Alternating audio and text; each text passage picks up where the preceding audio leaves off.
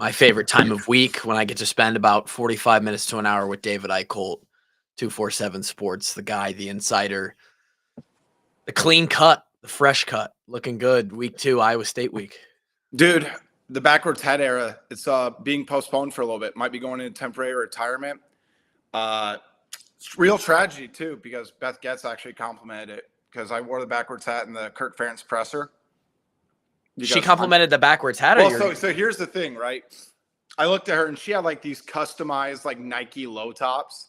She's swaggy. Dude, Beth is low-key swaggy. She's got some swag to her, and I was like, Beth, I'm not going to lie. This is so just 30-year-old me. Beth, I'm not going to lie. Those are clean as hell. Like, it's a quiet press room, and I'm just like, Beth's like 10 feet away, and I said that. We went back and forth. And then I said something along the lines of like, oh, I just dressed like a washed up frat guy, buttoned up. I got my like frat, like khaki shorts on, laceless shoes and all this stuff. And she just goes, David, honestly, you need to dress frat for as long as you can while you look young. And I was just like, Beth, that's going to my Twitter bio. Love that. So I'm going to change my Twitter bio to like that and quote her. Dude, she does have some swag, though. I don't think she's worn, like, the same shoes, like, twice. She's a former athlete. She's Oh, yeah. Coach, too, remember. I think she's done, like, every single aspect of it because I think she coached soccer for a little while as well. Well, I believe she was on the first Clemson women's soccer team, like, when their program started. Yeah. And then if she's coached, and obviously she's been assistant AD, head AD of obviously major universities, I'm very pleased with Beth Getz as our athletic director, and I know that it's their job.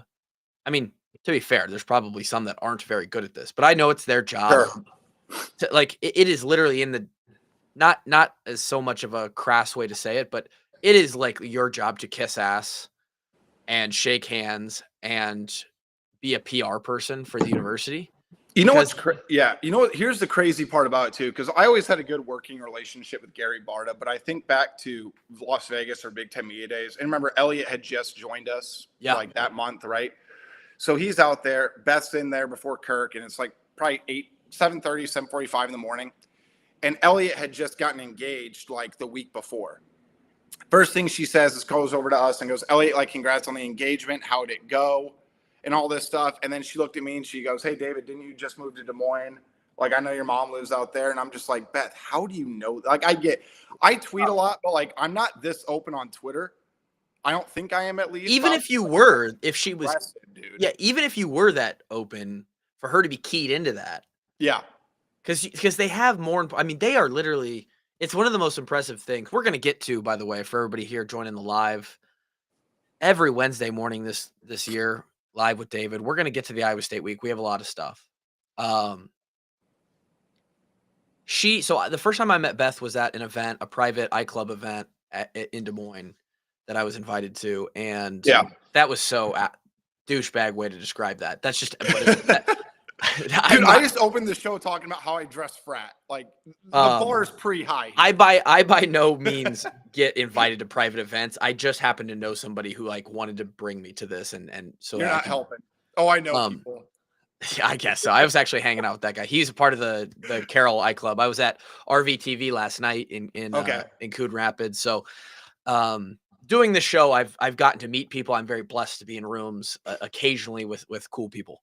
So I met Beth there, and they fly on the private, the university plane to those events so that they can save time, because they are literally doing this stuff all the time. I don't know if they ever sleep. And we get there, and same thing. She's like, yeah, I know all about your guys' show. And I was like, no, you don't. I told her that. I was like, no, you don't. You don't know who we are. And she's like, well, I mean, we get a list of who's going to be at these events, and we do our research to know a little bit. And so we can talk. And I'm like, God, you guys That's still impressive. You're good. Really, I mean, she knew about the show. I saw her at Fry Fest the other day. You stopped by, but I saw her at Fry Fest. She stopped by. Again, crazy. That's like the third or fourth time that I've seen her, and she remembers me, and she comes up and asks how we're doing. Hey, what do you think about the game tomorrow? All this stuff. And at the end, I'm like, hey, we got to get you on the show. And she turned around and she smiled and she goes, I know, I need to get signed up for that. We got to get that going. So, it's almost like the Ben McCollum part of it, because think of how many shows Ben McCollum's done for men's basketball, right? And even look back to Saturday, he was in the student section taking photos with people. Like, I know. Talk about being great PR. The funny part is, though, too, remember, I was going to be on with Sean Roberts at KXNO at 4:25, right? Yeah. Beth, I think I told you this, but Beth and Ben had just walked in, and Sean Roberts is the in-game host entertainer for the men's basketball program at Drake. So he was the first person to interview Ben when he got the job. So they dapped up and all this right as my segment started. And I'm like, guys, what are you doing? Sean, get off the microphone. Go get him on. Yeah. So he takes my spot for 3 minutes. And I've never felt worse in my entire life. But Beth is like, hey, do you just kind of get a signal? Do you want me to go on? And I'm like, it's not up to me. Anyway, so Ben takes my spot. And I had just gotten done talking to 3 or 4 subscribers of 24/7. My half beer that got bought for me is right next to Ben, and he's on, and I just it's just Ben McCollum drinking a brew. And Beth is just looking at me, and I'm like, oh my God, okay, Beth, I'm not on duty. I'm just here to hang out. But she was just laughing, and I'm like, dude, it's interesting though too. Like I said, I have a great relationship with Gary Barta, but it's just a different vibe with Beth and kind of the new regime that's sort of coming into Iowa athletics as a whole. It's a different feel. Obviously, Jan Jansen. Sort of an easy hire there. It's going to be a slam dunk with McCollum. I think so. Of course, we haven't seen him coach a single basketball game yet, but everything that he's doing, like you said, I mean, he is doing everything on the PR side too. It is crazy how much effort and time those people put in. Talk about not sleeping. He had to redo an entire roster, hire a coaching staff, and take every single interview that's been asked of him. And he's in the student section at Kinnick taking pictures. You're doing everything you can to rebuild a program, right? When KF retires, which again at this point I feel like is longer than we may have originally thought, which is fine. I hope he's here for a long time. That's going to be a big one. That's a big hire. You know what's really interesting, and I know we're going to get into Iowa State and everything, but when it comes to Kirk, he has repeatedly said, and I 100% believe him, he does not want to be involved in who takes over the program at all. Really? He said he wants to endorse a couple people. If let's say Seth Wallace or LeVar wanted an endorsement, he would probably do that. And Kirk's just I hope they get consideration because we have people in the building that are really good. I think it was Brett McMurphy who put out an article today because Kirk's going for that win record. And there were a couple of quotes where he talked about that on the record. And he's talked about it off the record with us a couple of times. But to go on the record with that, I'm like, okay, now the standard's kind of been set. Yeah. Right. But I also think, and we talked about this last year when we really thought KF was potentially going to look at retiring, right? Iowa's a better job than I think a lot of people realize. For the people who, a top 15 job in the country. I'm not kidding. Because think about if you go to Iowa, you win 8-9 games a year, sell out, you have great fan support. There's a standard that's been set. You can make your entire life at Iowa, and Iowa fans are going to absolutely love it, right? And they're going to embrace it. I think it's a job that there's a gap in how much it's respected by people who are actually in the profession, coaches, faculty, people who would actually have a chance at getting the job versus just your general fan base, because a lot of that gets lumped in with, how is Iowa football? Correct. How does Iowa football do? It's not, there's, how good is the program or how, what it was the history of the program is a small piece of it. But for those guys, it's administrative, it's logistical, it's the town, it's everything. And when you start to look at all those things, Iowa is a job that punches above its weight class when it comes to type of candidates I think they will get when that happens. There will be, especially with rev sharing, by the way, now too. That's another factor. And Iowa being in the Big Ten is such a big deal. And I know people are going to hate this example, but you know what's a really, really good job that people don't want to admit? I think sometimes Nebraska. Forget the turnover. Forget all that. Nebraska is a top 7 job probably in the country. I don't think people would argue that. I think they just they'll denial that. They don't want to admit anything about the football program. The football, they're still, and to this point, they're still pretty irrelevant football program unless they do something this year. They have a chance to, but as far as donors go, history, their stint in the '90s really solidified them. I mean, they are borderline blue blood in that conversation. Like I think they're dropped now. I mean, I get a lot of crap. I get a lot of shit from people for it. But I'm like, you can't say they're blue blood anymore. Now, could they regain blue blood status? It'll be interesting because I think with the way the Big Ten is now, I think it's near impossible for them to get back to where they want to get to. But, and especially if the Big Ten continues to expand, which they're also kind of talking about, like, I'm still of the belief, Tyler, that Notre Dame's going to be in the Big Ten one day, probably in the next decade. It just feels right. It just feels right. I saw that a couple. I promise we'll get to Iowa State. Yeah. But this. There's a lot of good stuff. What was that article? There was a new thing that came out about the Big Ten expansion. We're currently at 18 teams. And they were saying they want to get Maryland's AD kind of leaks that they're looking at expanding. But the other part is there's 2 schools I'm looking at that I think they're going to take a shot at, and it's not Notre Dame. I think they're going to look at Clemson. I think they're going to look at Florida State. Wow. They also talked about Virginia too, and Virginia basketball would be a really, really good get for the Big Ten Conference. A great basketball school. Yeah. National title in the last six years or so, post COVID. Yeah, for sure. Man, Clemson and Florida State would be wild.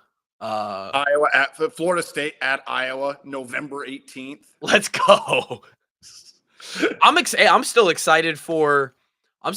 I mean, it's not going to be super cold, but I'm still excited for Oregon. We haven't even got the Oregon at Iowa, right? Like, yeah. One of these times we haven't even played every school yet, and we're already continuing to look at expanding. I'm excited really about the coastal teams having to come when it is, it's 38. Yeah. It's 38 degrees and windy, but good. A bunch of random stuff to start today. This is technically the KF press review show, but it's just it's kind of turned to the Kluver Eickholt Power Hour.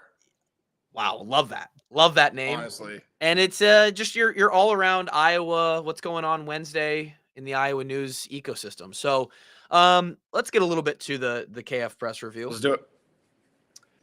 I'm going to add in on these a little bit of that now that we have it the post game. He gives you 10 minutes post game of answering questions. Yep.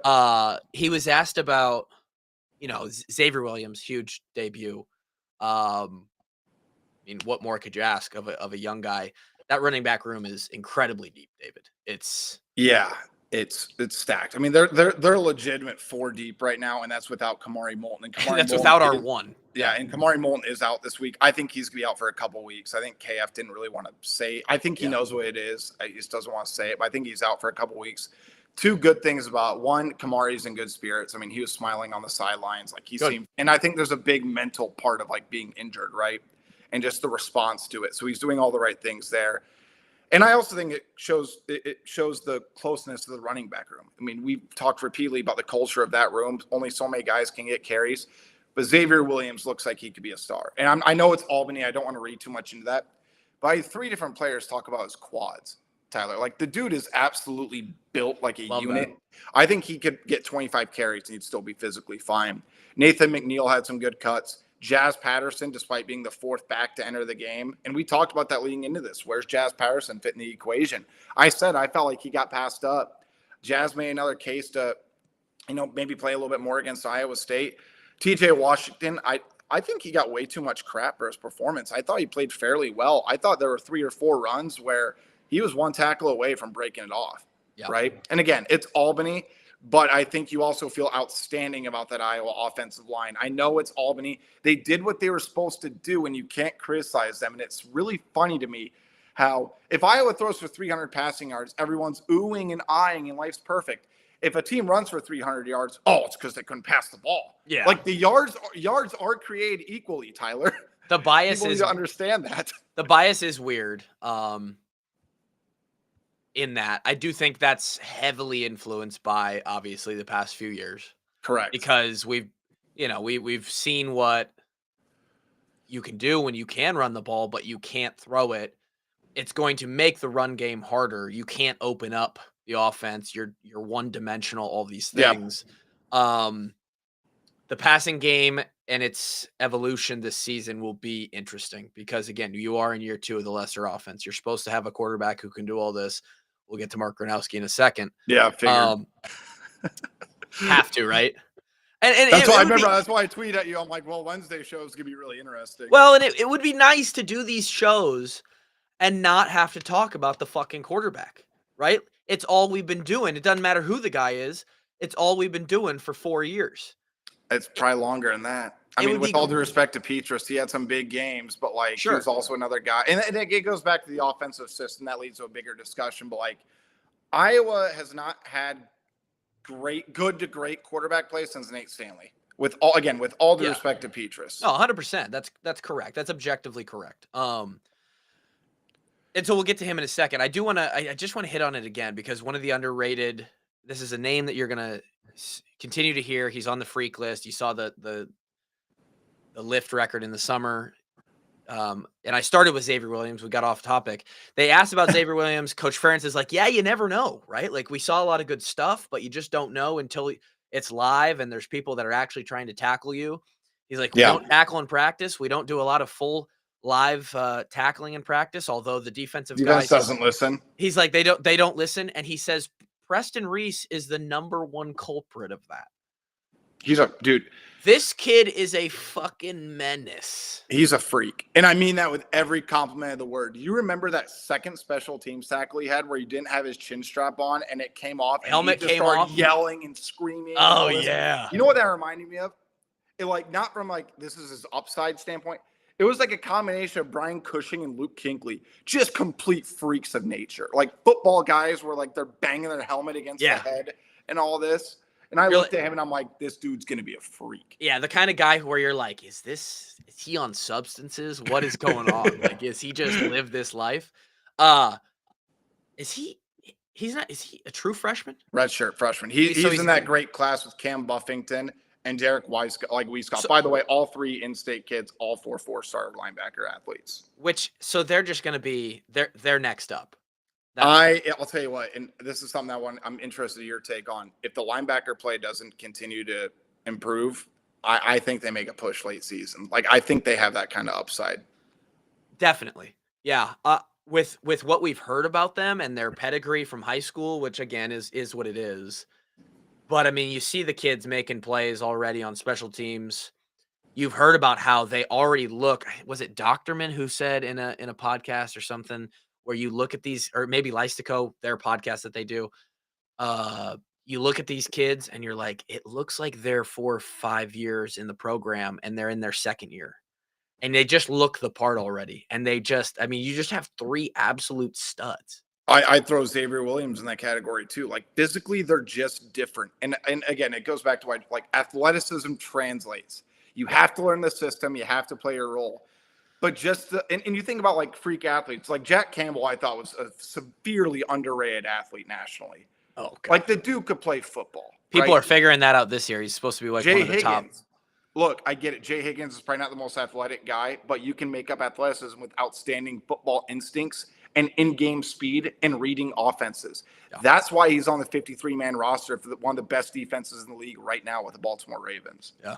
Right. I don't care what his combine number. Like, there's just 2 different caliber and 2 different types of linebackers. They're not the same, but the way that Jay has figuratively and now literally made his money, very similar to Josie. How Josie used to play. Josie was not a combine guy. Relative to your average Iowa high school athlete, Josie is a freak. But relative to Division I college football athletes, Josie won a lot by being tougher and knowing where plays were going to happen before they happened. And Jay did the same thing, being super physical, run stopper, that kind of thing. So, I mean, these young kids, Wallace is doing it again. They've got 3 absolute stallions. If they were a year more into the program, I think they start over the current guys. Yeah. And that's with all due respect. And I still believe in Shire. Like the things I've heard about Carson Shire behind the scenes, like I think he's really going to have a couple massive games this year. Yeah. I think not the issue even, because it is Albany and who knows yet, they're still getting their feet wet. But I think the potential weak spot is Harrell in the middle and yet to be seen. This is a big test this weekend against a team that has 2 legit NFL tight ends on it. They're deep, man. I think and I know people hate me saying this, but Campbell's done an amazing job with that program and just the level of talent that he's been able to bring in and the things they've been able to do. And that's it's funny because that's a matchup I'm going to watch this week. That's going to make or break Iowa. There's 2 things. One, are the linebackers going to be able to keep pace with the tight ends? They're athletic enough. They're big enough they're fast enough to be not covered by the linebackers, but they're too big to be covered by a corner. or even a cash. And then obviously we'll talk about Rocco Becht, I'm sure, but I've been on the Rocco Becht train for well over a year and a half now. I think he's one of the best quarterbacks in the country. He makes people better. He's really, really good. And if he goes 19 for 20 this week, we're fucked. So there's your headline for the show. Rocco Becht, if he's good, we're effed. Yeah, we'll get into that in a second. Let's talk about our quarterback. Yep. And this is my opinion. I think the kid was feeling. Is he a kid? Is he 23 or 24? 23. He's almost a man. He's a kid in my eyes. I think he was feeling the electricity. And you say, how does that happen? How does a guy who's won 49 games, he's played an FCS national championship, he's a 5th, 6th year senior, whatever he is. How does a guy like that still get nervous? And it's just, you just don't understand it until you're in the black and gold. You're the guy walking out of the tunnel. The ball's in your hands, 70,000 cheering you on. And oh, by the way, you've been deemed the prince that was promised, right? You're the guy who's come to save the quarterback wasteland. And and Mark's not stupid. These kids aren't insulated from the social media nowadays, like even I was, like we were 10 years ago. Yeah. It's part of the game. He knows exactly what he was paid to come here and do.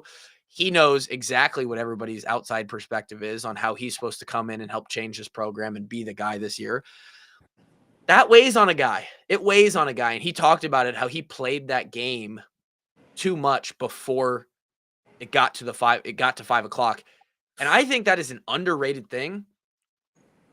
With a 5 o'clock start, a night game, we always used to talk about it. The one thing that was different in a prep for a night game or an afternoon game was, hey, you can't play the game before we play the game, because the mental fatigue and the mental stress, psychological CNS kind of thing. You want to know why he was cramping in the third quarter of a game that was played in 75 degrees? Is because his central nervous system was so overloaded by the mental side of things.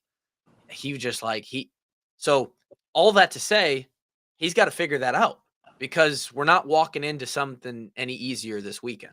But David, he forgot how to throw the football for the first 3 passes. Let me ask you this: on a scale of 1 to 10, how worried are you?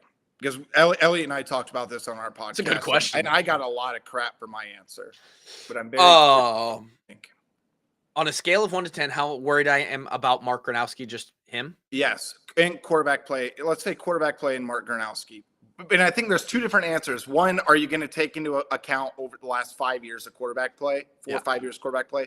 Because there is scar tissue, and I'm not going to blame anybody for being scarred by that, right? Right. But I think it's a new quarterback who is probably, I might get crap for this, the most decorated player to ever play quarterback at the University of Iowa. I know it's FCS.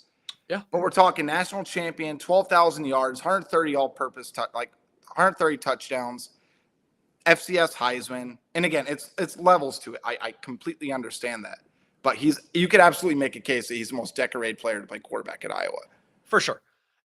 That right there is something that I lean back on. And also, if you take away like his first 6 throws and you just look at how he finished, like, I don't know, what was he, like 7 of 8 or something, 6 of 8?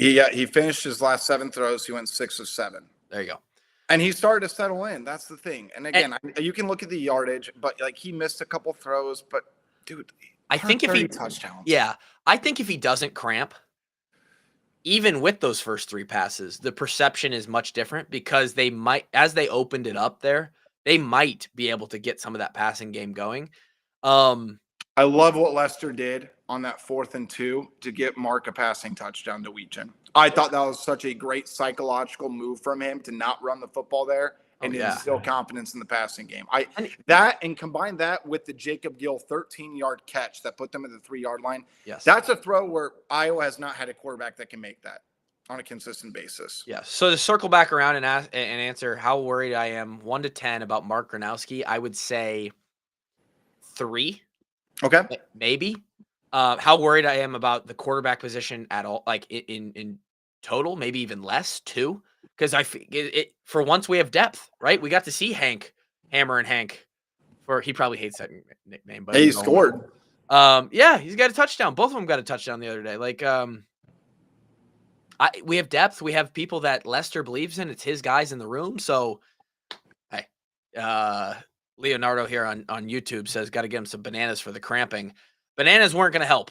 Pickle juice. When you're that far gone already, I think the quote, Dunker said it or something. He's like, Mark looked at him and says, "Dunk my calves." Yeah, I've been there. Even for a long snapper, you're so on edge about just that experience and trying not to play the game. Like, I have cramped. Both my calves have cramped just as a guy who plays a game, just being in that scenario. So he's got to figure that out. Yeah, I think there's a couple of things there. One, I think KF was completely honest in his post-game comment when he said, I just think he was pressing so much that's what caused the cramp. So kind of go along with what you said. That's exactly what KF said. And you could see it too.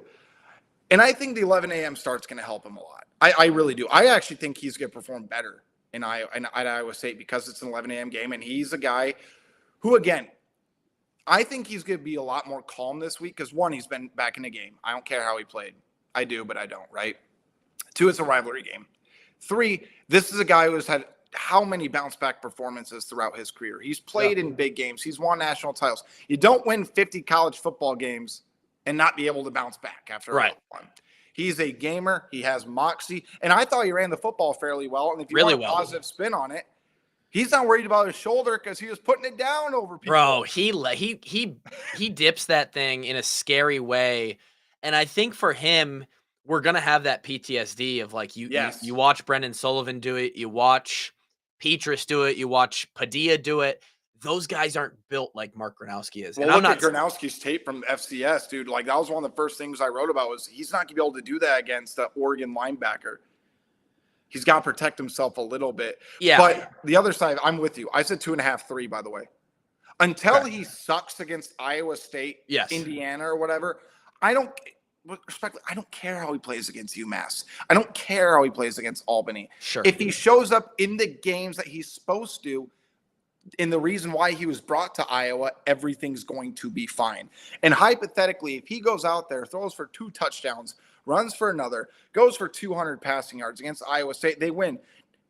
Do you think anybody gives a shit about how he played against Albany? No, everyone will forget. They'll laugh at it. Nobody cares. Like, remember when he forgot how to throw? That was hilarious. He's so good now. Like, they will forget. I think what's interesting to me, though, is, and maybe it's just where we're at in the program as far as the last few years, the leash is short on because it's like, maybe not the leash, but the expectations or like the wit's end of this fan base as far as like what they're going to expect and be happy about is like, if you don't go perform against Iowa State and Iowa is to lose this game this weekend, not favored, by the way, Iowa State, the favorite in almost every way. I mean, it's the season's here. You got one warm-up game and the season is here, right? I do think we know traditionally how Iowa performs throughout the season when they beat Iowa State. And when I try to take every season as its own chapter, but look at the rest of the book, right? Like, Iowa plays better throughout the season and has marquee wins and has a chance to go farther when they beat Iowa State. Now, granted, a lot of those seasons were when Iowa State was not of this caliber. Correct. Because they're a legitimate top 20 team right now.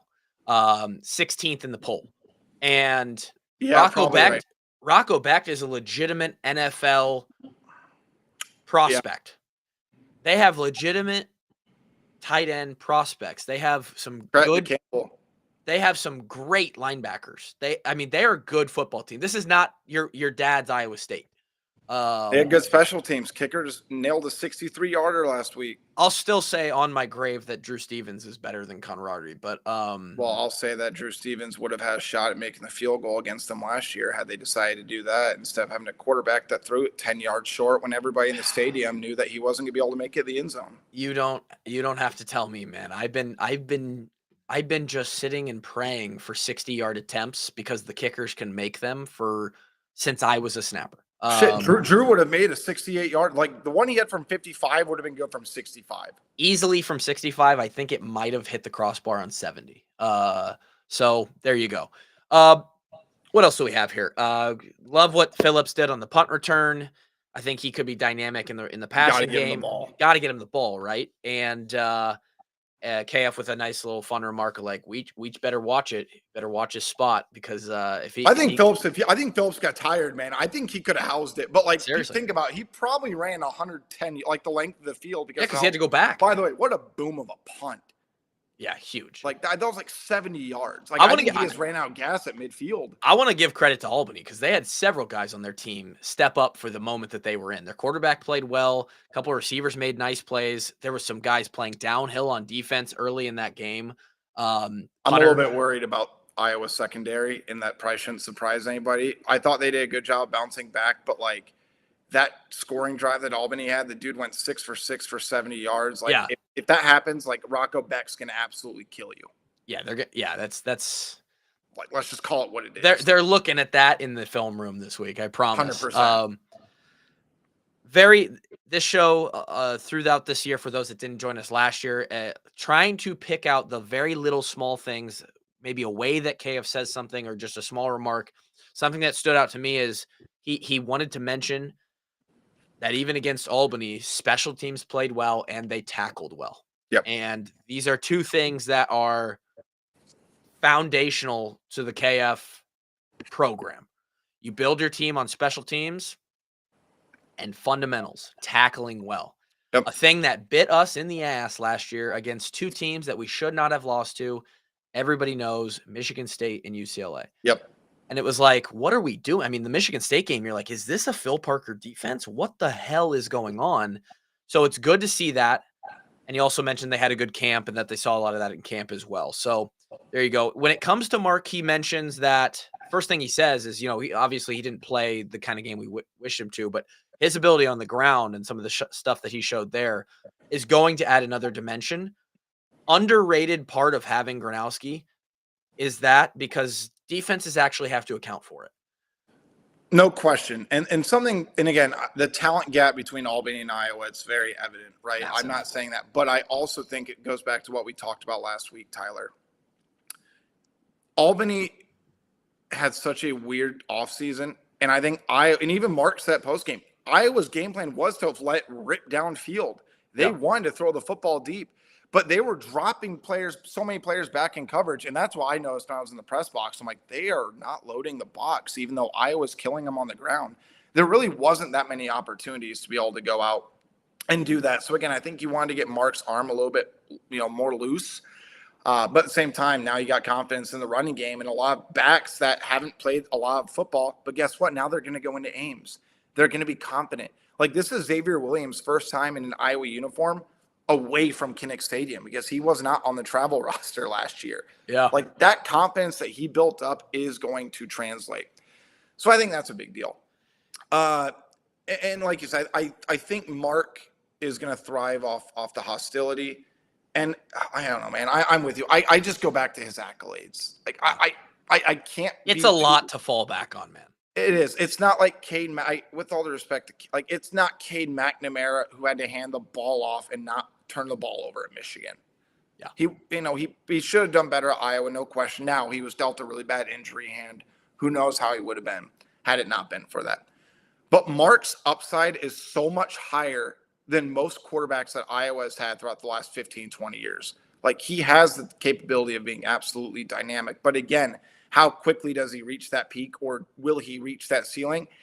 That remains to be seen. But I thought Lester called a good game. Iowa did not give him a lot of film, and I do think we're going to see some new wrinkles in this Iowa offense, and I think that's really going to help Mark kind of open up and be more himself, because you talk about playing loose.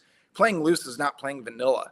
No. And I think that's going to be a big part of it as well. So when Iowa was trying to analyze Albany, they were guessing what their schemes were going to be. Yeah. And then they just had to kind of adjust in game and on the fly. One of the better quotes from the press conference, which was only 22 minutes. I mean, they're barely giving us anything over there, David. I was a little bit surprised.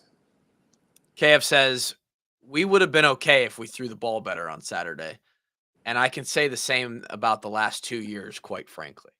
It's always funny to hear the retroactive opinions or processing of seasons, KF acknowledging like, yeah, we just have not been able to throw the ball. And that's about as much as he's going to give you. I give him credit because he was just covering, and I'm not blaming him at all. Every coach is going to do this. You and I called it out on the show last year. Yeah.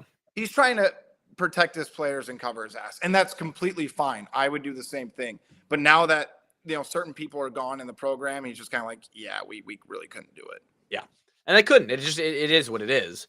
But he does allude to there that, yeah, it would be nice to have opened it up a little bit more. I think you're right. Like, we would have loved to get Mark to be 15 of 20, hit all kinds of different routes and depths in that defense, throwing the ball, seeing completions, seeing the ball go into his receiver's hands, hit some exciting plays. Didn't happen, right? So congratulations. Your first test is in Ames against Iowa State, where Cody the college football world's basically be watching too. Big noon kickoff is there. Everybody's there. I think college football, like Barstool's college football show is going to be there. Josh Pate's going to be there. Like, this is ridiculous. Like, other than Michigan, you know what this really has, Tyler?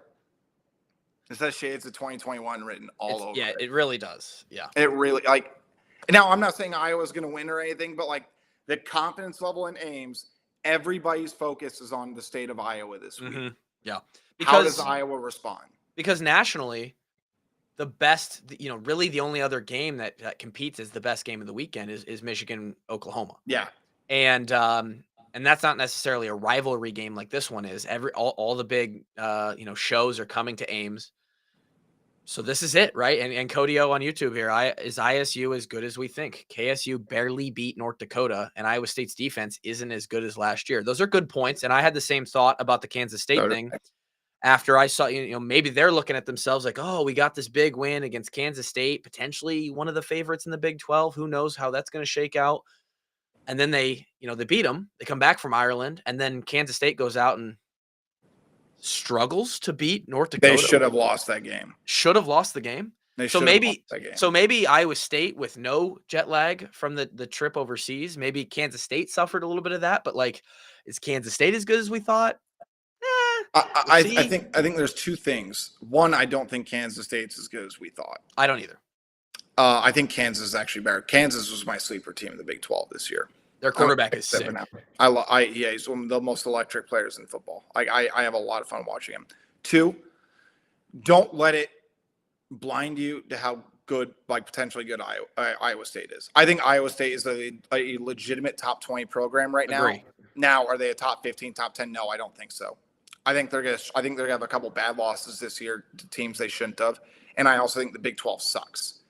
I think the Big 12's terrible. Okay, I'll call it what it is. They didn't put a great foot forward in week one. I mean, say that. Shit, half the Big 10 didn't either. Rutgers should have lost. Well, when you're 18 teams deep, it's hard. Yeah. It's hard to not have a few stinkers in there. Correct. But I also think Iowa State, again, I think Rocco Beck's probably a top 6 quarterback in the country. Yeah. I think he's a legitimate NFL prospect. I think their run game's not that great. I don't think them in the trenches is particularly great. Yeah. I think the big matchup to watch this week is Logan Jones and that interior and Cade Peeper going up against Dom Orange. My last note on the press conference is they ask about Dom Orange, which the fact that his nickname is Big Citrus is the fucking best nickname awesome. I've ever heard. Yeah. And it's up there with, do you ever hear Chocolate Thunder? Daryl Dawkins back in the 70s, 80s, NBA player. Yeah. They called him Chocolate Thunder. I'm like, yeah, that's probably up there too. Big Citrus might be all time. KF gives his flowers to Dom Orange. He's a guy that's just gotten better and better. He really anchors that defensive line. And then he mentions, like, we got a good guy too. We got Logan Jones, and they're each gonna have their hands full going against each other, and seem to have a sense of I'm glad we have one of our best 2 or 3 players on one of their best 2 or 3 players, because we feel comfortable actually about that. We think Logan can handle that. That potentially, I know no one really cares. No one's gonna watch it, but that could be the matchup of the day right there. If you that's in my pregame notes, and I just kind of said that's why I asked Kirk about that actually, and I'm like, I'm of the opinion if Iowa controls Dom Orange and can limit what he can do, like I think Iowa's gonna average about 5 yards a carry. Like I really think Iowa's gonna be able to control this game on the ground. Iowa's defensive line has to get after Rocco Beck. They have to try to rattle him. But remember last year, Rocco had a terrible first quarter. Mm-hmm. Awful. And he really impressed. Like, that's when I was sold on him. He bounced back so strong the rest of that game. Obviously led the drive. Conradi hit the kick. We don't need to revisit that. I know people don't want to. It's important for context. But the other thing is, remember, there was a time, a couple of years, maybe it was last year, 2 years ago, they had Johnny Pascuzzi one-on-one with Dom Orange trying to block him in that goal line set. Like, that was tough. Oh, that was tough. That was one of the more brutal calls I've seen Iowa try to do, because I watched that film. It's really tough for Pascuzzi. But it's hard for me to blame Pascuzzi, because he should have never had that one-on-one matchup in the first place. Yeah. He needed a beverage from Big Road Brewery after that one. Nice. Look at you. I get into these podcasts. And I'm like, I've got them big on the bottom of the screen there. We can't forget our sponsors around here. Big Grove, obviously, all over the place this football season. They're dominating the space. If you're gonna go watch a game and it's not going to be in the stadium, take the drive to Big Grove. How often have you gone to Big Grove, had a meal? And this is for Grays too. You could order Grays. These two spots are spots that probably aren't on the normal rotation for your weekly lineup of meals. Go to Gray's Gourmet to go, pick up some food, some chicken lips, some pizza for the tailgate, for the at-home party, watch party, or go to Big Grove in person. Both of these spots serving up winners all year long. Big Grove, the official watch party location of Iowa football. Easy Eddie, the official beer of David Eickholt and the Iowa Hawkeyes. Big Grove guy, David Eickholt, and everybody. 2 nights ago. Yeah, there you go. And everybody knows how much we love Grays around here. Again, we're gonna get that code for Grays going here soon. The Hawkeyes are gonna have to get it going here soon. They need to somehow figure out how to stop the tight ends. I love what they did with the run game in week 1. I'm maybe a little more skeptical of being able to control the game. Sure. With the run game, I think it's possible, but we're going to have to be somewhat capable through the air to keep that open, right? Mark has to make plays, man. Has to make a couple plays early in that first quarter. We have to be able to throw it 8, 10, 12 yards and get a couple completions, because if we can't, Iowa State is going to do what so many teams have done, and that box is going to be loaded. Those safeties and the linebackers are going to be on their toes, and when the ball is snapped, it's going to be coming downhill. And we're good at running, but if you're outnumbered, it doesn't matter how good at blocking people you are. There's too many to account for, and it's not going to be 5 yards a carry. It's going to be 2 yards a carry. Unless you're Caleb Johnson. And maybe Xavier Williams is this first game was his breakout of the year, and he turns into a Caleb Johnson season. That would be incredible. Gavin, by the way, in the YouTube says Grays is a top 3 hangover cure. And we love to hear that. If you get too drunk at Big Grove, then the next morning order some Grays chicken lips and you can neutralize that. You'll be all good. I was going to say one more thing about Gronowski, Tyler, that we probably should mention. It was in one of his answers. You remember the quarterback he kind of compared him to? Not the exact same, but he did compare him to Drew Tate. Yeah. And I thought that was a really interesting kind of gamer there. Yeah. Gamer. Well, that tells you, and even Mark said too, like that just shows how much he cares and how bad he wants it. And again, that's a guy who's gotten it done. Like, until he proves me wrong, I'm not going to buy full stock into him. But I'm not going to just lose complete faith in what Gronowski's capable of, because he's again, I said it 3 or 4 times. I'm going to say it a 5th time. He's too accomplished at the college level. Yeah. To be completely dismissed after one bad game. I'll be fully honest. It would probably take, with his pedigree, knowing that you don't just forget how to play quarterback after 5 years, it would likely, for me personally, take all the way into the first half of the Indiana game. For me to be like, okay, we're now 4.5 games into the season and we're still not seeing it. He just doesn't have it. Something's wrong. He's mentally blocked up. Something's different. And now I'm at that point, 4.5 games in, halftime of the Indiana game would be the first time I even let the thought of, let's see Hank or Hecklingsky. Let's see. I think it's ridiculous to call for a new quarterback. No, I don't think anybody honestly, I'm just gonna be blunt, Tyler. It's stupid. Yeah, anybody doing it now is dumb. We'll just give it a few weeks, people. Give it a few weeks, half a season, we'll see. Anything else that I really want to hit on before we just kind of look ahead? He said we're better and more mature at wide receiver. He continues to say that, and he believes that. And I think that just didn't really have a chance to show in week 1. All stuff that we've kind of already mentioned. They did get some good separation. Yeah, and they were able to get open. I mean, he had a wide open touchdown that he just, again, it was one of those first 3 throws that just didn't know what he was. He said it slipped. So it wasn't even really an underthrow. Like the ball just slipped out of his hand, he said. He's just so excited. The guy is so juiced. He just has to figure out how to take care of that, and we're going to be fine. What else? The other thing I'll point to, Tyler, and again, I think you can provide a little bit better perspective on this because you've seen quarterbacks throughout your career and kind of the room and the way they go about things. The mistakes that Mark had are different than any Iowa quarterback has had over the last 4 or 5 years. These are fixable in season. There were certain things that the previous couple of quarterbacks had. You knew what you were getting. They were not fixable in season or not at all, just based on what they're capable of. Mark's mistakes are absolutely correctable. So again, maybe it's me putting lipstick on a pig here, but I just fall back to what I saw on tape. What his teammates have said behind the scenes, off the record, between sources, people who have been at the practices. It's a guy who can make plays. I don't know if it was Phillips that was interviewed or what, but they're like, yeah, Mark's looked great, like in the two practices. Like he's going to be fine. No one is really worried. And the tone that KF sort of speaks with, not that he was ever like showed real concern because he's so good at hiding it or just, shoveling it somewhere else. Words his way around it, yes. The way he's talked about, he's a proven quarterback. He knows what he's like. We just have to get through this first game. They just feel very confident and good about it. So I think the other difference, if you look back at the Cade and obviously the Deacon Hill or whatever else, there's a level of true confidence and expectation and realistic expectation that he has for Mark. Yeah. Compared to the other guys that he's previously had in that quarterback room. Yeah. Tone, wordage, reading between the lines, everything. Because if you really look at what he said when he talked about Mark. In it, he said he's a highly accomplished quarterback, and who has a resume that's going to translate to this level.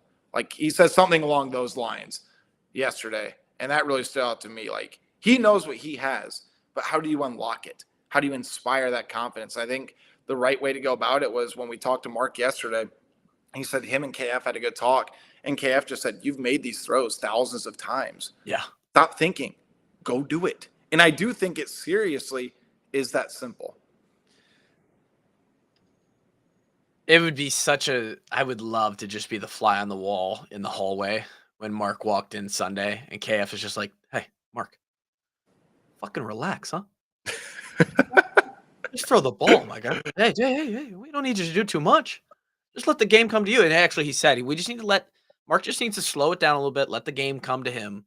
He came out and I cannot imagine the amount of juice he was feeling. I mean, it is what it is. So I think the 11 a.m. kick, and he also had a quote yesterday where he said, it's like when you're a kid, you're just going to go eat a donut and play football. And I think if he has that mentality going into Iowa State, nerve-wise, anxiety-wise, he's going to be totally fine. We need to get him a chicken lip, a Gray's chicken lip, and some football. Hot take, Gavin says, I was going to have 5+ sacks this weekend. A lot of people in that first week were like, and it was the first half of the first game for Iowa State. Like, oh my God, we're going to feast on this offensive line. I don't know if that is 100% the case. I do think, again, every position group after one game is going to get to take a step forward. I feel like we're going to be able to lean on our D-line a little bit this year. And hey, maybe it's just one of those games where the D-line pins their ears back, finds a couple holes, finds a couple ways to work around guys in one-on-one matchups. And I would love nothing more than to neutralize Rocco with our D-line performance, make him a little hurried up, make him have to make some quicker decisions, throw it into some spaces that he doesn't want to, wrong timing kind of thing. So we'll see. Rocco's good enough to overcome that. I still think Iowa's going to win in the trenches on both sides of the ball, just based on what I've seen. And the other part is with the offensive line. Look, I know I had my tweet out, It wasn't so much about the Iowa State offensive line. It was about Iowa's defensive line, the faith I have in them and their depth. Because if you look from week 1 to week 2, what's the position group across college football, Tyler, that gets better and who typically has the worst week 1? Yep. It's the offensive line. It's the same thing when you go to spring football. Like the fact that Iowa's offensive line looked as capable as it did, I don't care if it's Albany. They look just as capable against the Iowa defensive line in the spring. Yeah. That needs to provide you some level of confidence with what you got. David Eickholt providing us all the insight. You guys now get what do you get? You get a media availability with a coordinator or assistant coach? We got Seth Wallace in 10 minutes. How much do you get with Wally Bear? About 15 minutes usually they give us with the assistants. We love that. Yeah, he's Seth's a good interview. Leo says off topic, David, but hearing anything more about the Iowa basketball target? Willixo, right? So I found out. I've said Wolitsko. I talked to her dad. It's Volitsko. It's a V. It's one of those. V. Yes. Elixo. I saw her walk through Fry Fest the other day. I mean, I was going to say, did you see her? I saw her on my way out after I said bye to you. They were giving her the full treatment. Lysandra Barrett, Sita Falter, Abby Stamp, and like 3 of the players were there with her. And I heard Caitlin was back in town. I don't believe so. Is that wrong? I don't think she was back in town. It would be nice to have. She's been traveling with her team, remember? She's been traveling with the Fever. That's true. She did 5-on-0 yesterday for practice. Mikkel, I don't know. By the way, with Volitsko, I did post an update on our VIP board. Let me put it this way. Tyler Kluver is putting in a crystal ball right now. We'll see. What's the confidence level? What's the Kluver crystal ball level? I have no idea. All I know is that it's tough when you're with those 5 stars because you just got to land one every once in a while. It's like, who knows? I would feel pretty strong about where Iowa's at right now. That's good. Mikkel at the end here says, why are we skipping over play calling issues? How they didn't even allow Hank to pass and get some reps in. I would say that's more of when he came in, they're simply trying to, again, think about who we're playing next week, right? Not that Iowa State's going to care a whole lot about Hank Brown opening up the passing game. But at that point in the game, we're just running the ball, run the clock. It's the second half, get out of there, get the win. I don't think there's play calling issues. In fact, I'd say otherwise. If you look at some of the schemes that they put together and the simple stuff that is a part of the lesser offense, I would be very happy with that. So I would go back to what I said earlier about how smart it was to instill confidence in the young backs now that Kamari Bolton's out this week. And now they're going in with a whole new level. And honestly, it's to go along with you, Tyler, they're getting 7 yards a carry. Yeah. That's it. Iowa State. We're going to preview for all those who want to come back tonight, 7:30 Central Time. Me, Kevin, Grant, although I can't speak for them. They could be gone. They could just be gone, and I could just be doing the preview by myself. That would be great. Just hit me up. I might be a couple of beers deep, but I'll come in and just. I'll have a couple easy Eddies in him, but he could come preview us in that sense. We'll preview Iowa versus Iowa State, the Cyhawk rival. We'll preview week 2 of college football at a large scale all across the country, and we'll have a lot of fun on the live as we are all this year. For David Eickholt,